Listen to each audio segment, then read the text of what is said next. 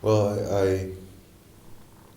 at first I was a little bit hesitant in terms of the direction that I wanted to take, and I think that when I got first, for example, to the conference, the first three speakers were talking about social practice work, site-specific work, work that had to do with the public sphere and direct interaction with the public, and I, at that moment, I was a bit terrified because that's not really my focus in terms of the direction that my work goes.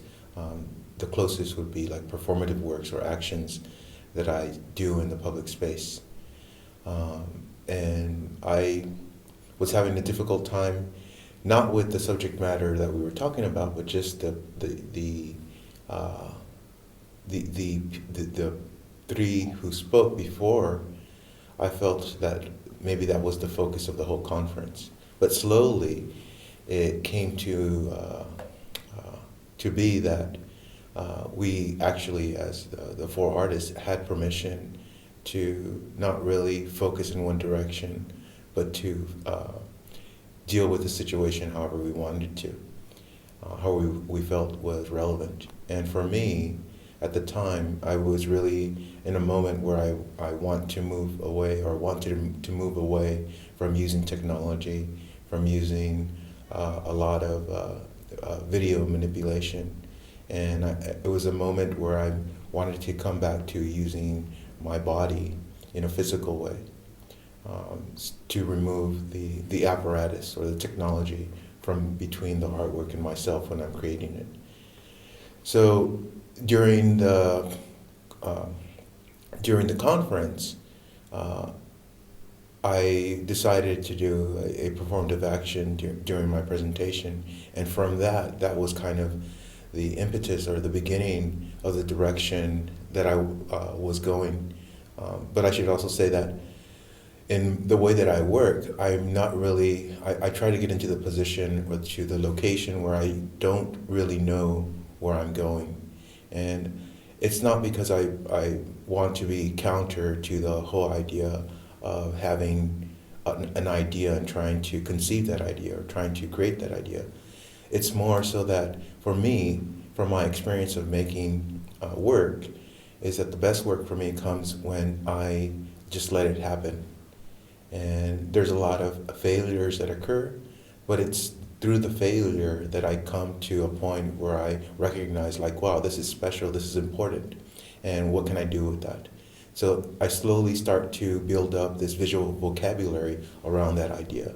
So that's how I got to the work that's here. And I should also say the work that's here is like uh, maybe there's a lot more work that I did because of this trial and error process.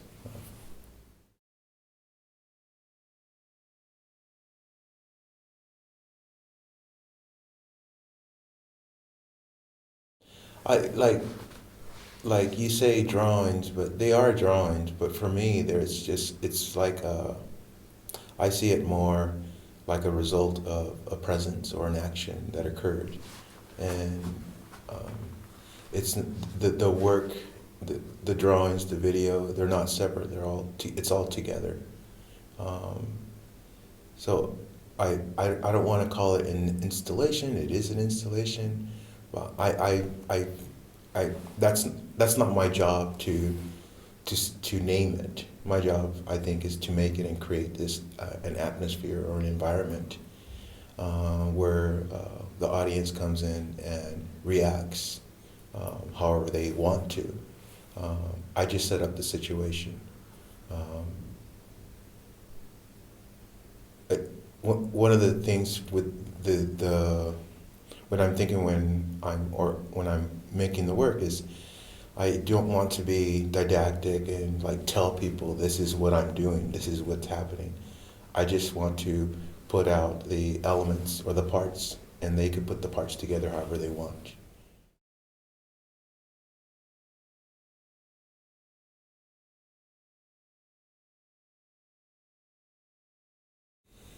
Yeah,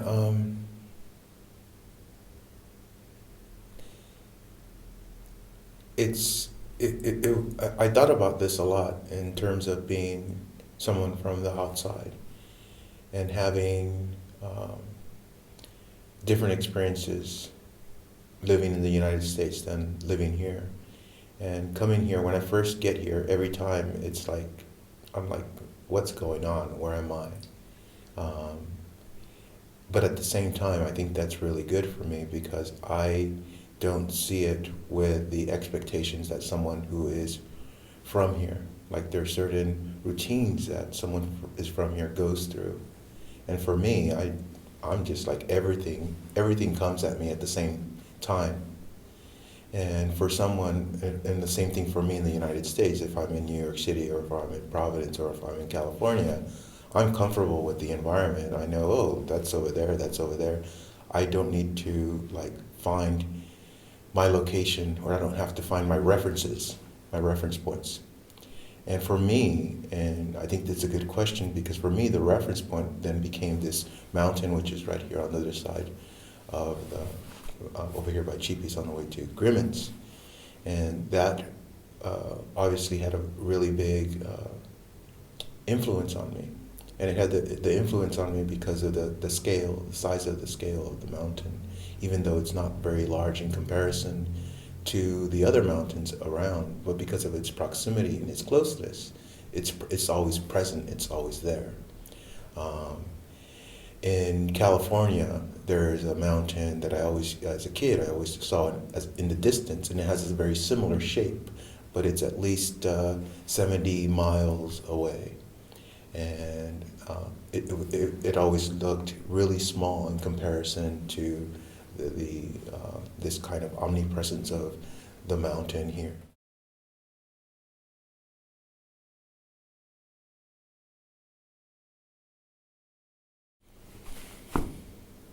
I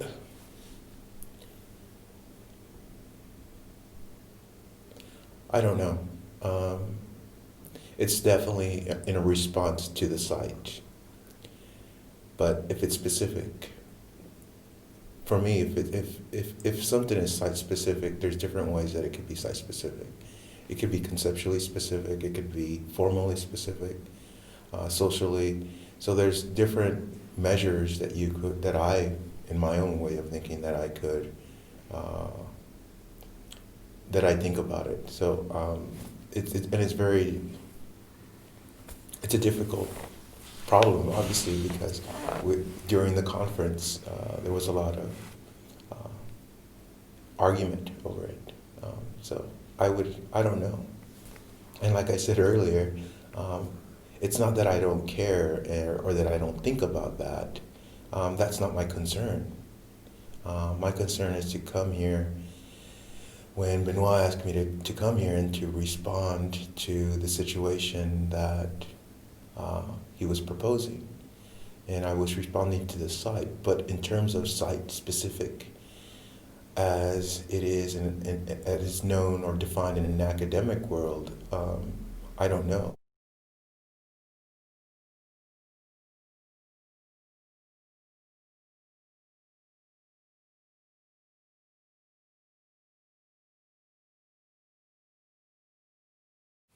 Well, I'm definitely dealing with representation in terms of a visual way, and also how formally how it's constructed and how it's created and how there's certain parameters that are already present. For me, the representation in terms of the visual, and I'll get to the other part. In terms of the visual, what I'm thinking of is more like 40,000 years of human development of the way that we see, and how through those 40,000 years uh, from the cave paintings to farming to picking fruits and vegetables, foraging, to developing communities, to societies, how that has influenced the way that we see to now, the way that we see and the way that we interpret space and the way that we find our location with our vision is being dictated or it's being constructed by public relations, by advertisement, by television. And that's one of the main concerns for me is how do I remove that from my process of looking and my process of seeing. And in terms of the formal, that's what I'm interested in terms of representation. And it's taken me a long time to come to this, because in terms of representation in my work, it has historically been dealing with the representation of the other, of dealing with discrimination. So instead of dealing directly or making work that directly dealt with discrimination, I tried to approach it in a formal way so that it could reach an audience that would not be receptive to this idea of dealing with discrimination. Because so in a way, I try to frame the work so that when someone is approaching it, they don't see that it's about racism, or they don't see that it's about difference, but they see that there's a confusion, or there's a moment where they have to reposition themselves, or relocate themselves to make an attempt to receive the information that I'm putting forth. So it's not, so for me, I know that the work, it's not something that's easy, that's going to come across like in an instant, like, oh, I see, I get it.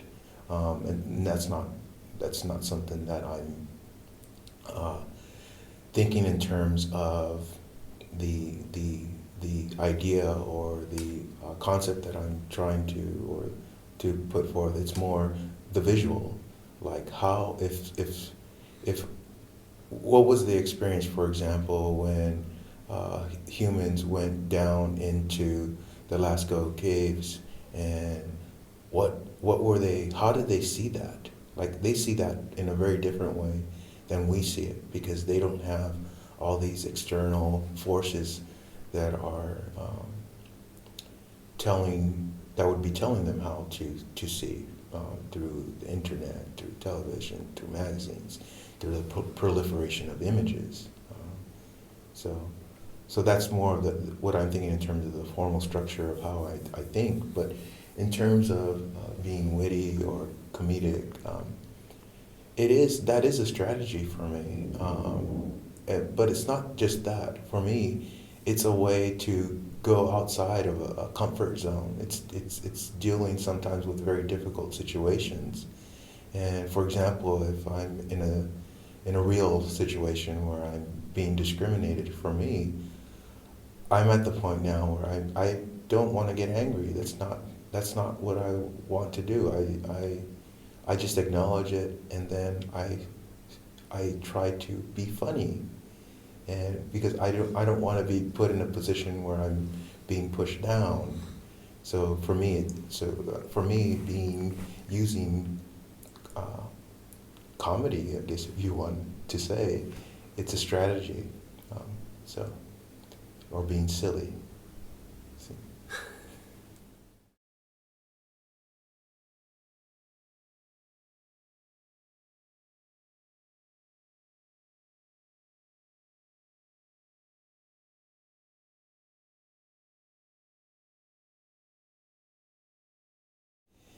Yes, and I mean, the title of the whole thing is Blurred and Demarcated. And like the piece, that the drawings, I'm looking at the drawing behind you, it's so chaotic, but it's so organized. And it's organized because these drawings that are symmetrical, I see them as a reflection of my body, like evidence of my body, or evidence, because there's a certain limitation to the limits of where my limbs can go, and for me, when I first did a large scale drawing of that in my studio, it immediately became really important, because it came back to this idea that I said earlier of removing the apparatus, or removing the technology that's between me and the work, so that it could become more direct. And for me, that's just in terms of the technology, it's been really hard to move away from it. I mean, I'm still doing video projections here in the space. So.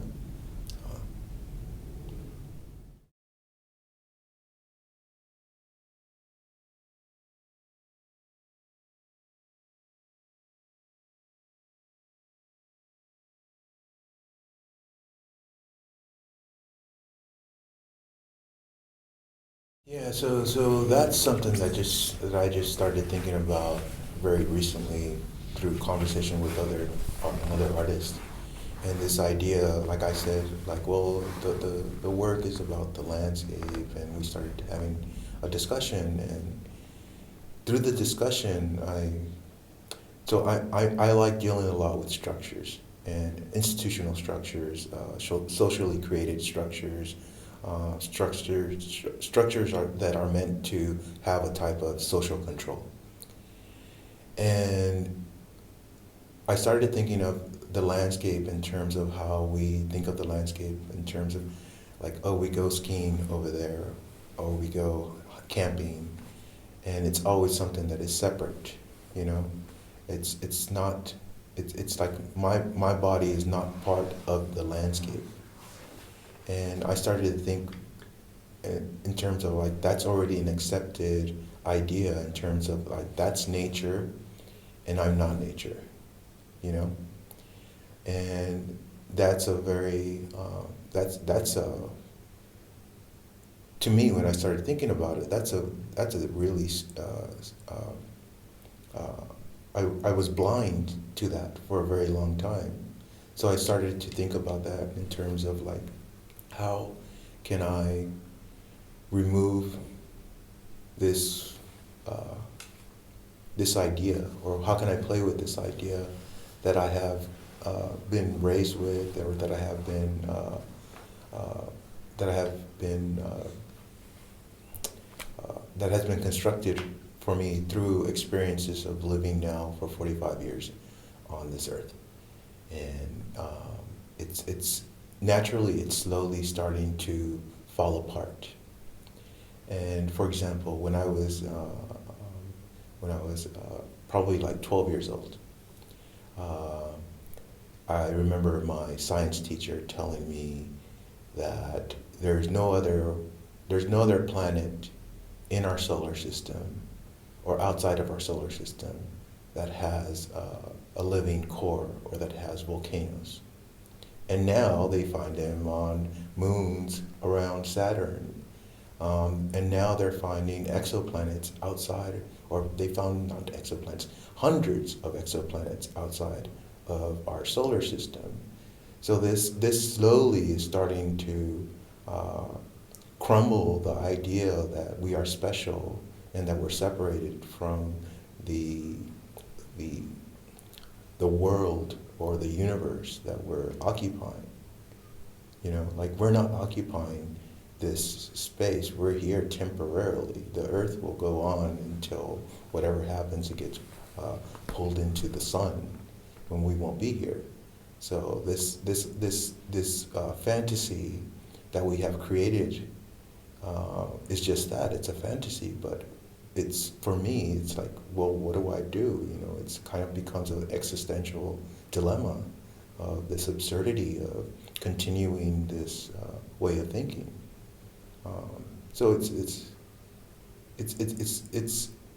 difficult for me now to undo that, but it's not just the 45 years that I've been alive, it's the thousands of years of, I mean, just look at painting, classical landscape painting, the things that Jerome was talking about yesterday. And I was really intrigued by him, the idea of framing, because it's the same thing, like that's something that's constructed. That's the way that we see. If we show the images to people that never have seen images, and there's examples of that. For example, I forget the anthropologist's names. When he showed, he took the photographs and he had first contact with a tribe, I think it was the Yanomamo tribe in South America. And he showed them images and they couldn't make out that they were images. All they saw were the color and the line and the shapes. And that's evidence right there that the way that we see is, it's constructed, it's created. And that's my main concern in my own personal work that I'm doing. And that's in a way of, for me, it's a structure that I could then, like you say, put in anywhere, because we're all human. The structure of the way that we see, and our brains have not changed since our brain, the physiological part of our body and our brain is the same as what a cave painter was. It's just the constructed part, the fantasy part is different.